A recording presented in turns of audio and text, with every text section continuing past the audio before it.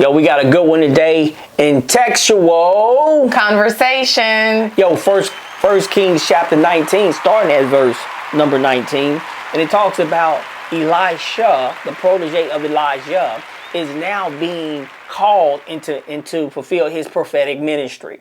He's being called into prophetic ministry, and God, Elijah works his cloak over him, and I guess that gives him some type of power or anointing, unsure.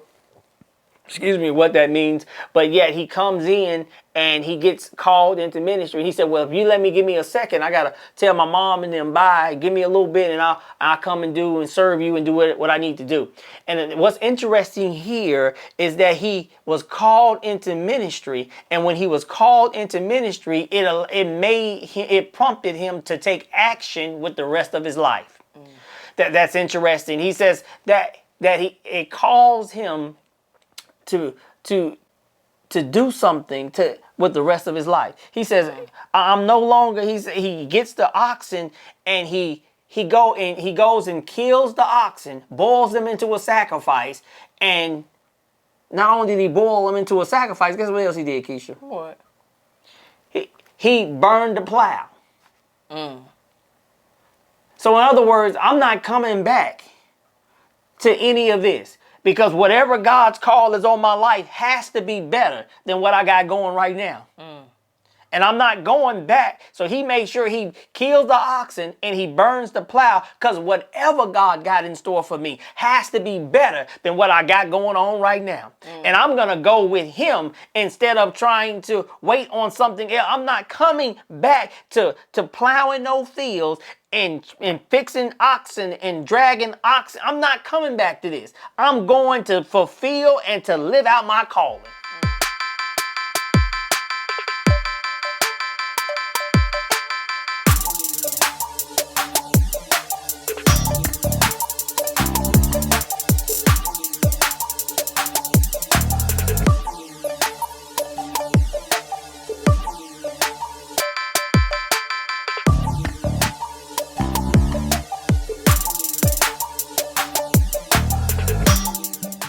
Does this same principle align with the New Testament principle of don't put your hand to the plow, turn around and look back?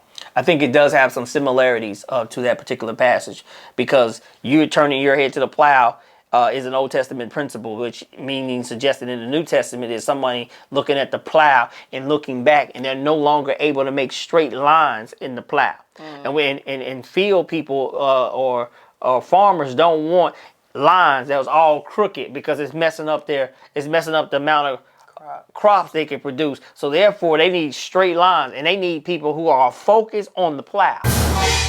They need people who got their eye on the prize and not looking at what they could have, should have, or wish they would have had. They need to be focused on straight plowing. They don't need you to be multitasking. They need you to just be focusing on the plow. The task at hand is a straight line down this field. I know you want to go to college, but can't right now until you get straight line down this field. I know you want to be an engineer, but straight line down. I want to be I know, but straight line down this field. Can you just do what is necessary, and then you can do what? He said there's another time it tells in our text, it says to let the dead bury their dead. Yep. And you follow life. Don't worry about the dead. It's definitely some overlap of those verses. But I think the exception for Elisha is the fact that he's gonna give his life to this ministry. So he knew he wasn't coming back. So he had to make sure, hey, let me holler at y'all before I go, because I know I ain't coming back. And I'm not going to leave these oxen out here for anybody to have them, because I'm not coming back to this. I'm moving forward. And it's interesting because Stephen Covey suggests, man, whatever it is that you embark in, you got to start with the end in mind. And clearly Elisha started with the end in mind, because I ain't coming back. I'm burning this stuff. I'm getting rid of this. Wow. I'm moving forward. And what is it that's in your life that you need to burn? What is it that you need to detach yourself from? What is it that you need to bury or give it to the Lord? What is it that you've been holding on to so long that it's hurting you instead of helping you?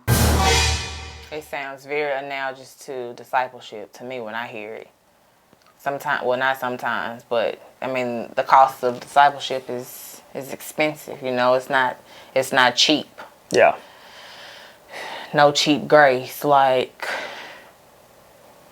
who told us? A Bonhoeffer. Bonhoeffer. Yeah, old Dietrich. Old Dietrich. It's when you accept the call to this, it's all in or nothing. It's all in or nothing. So in other words, it's basically saying that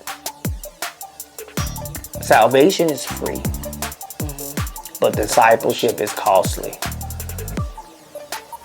Thank y'all for joining us, man. Textual Conversations.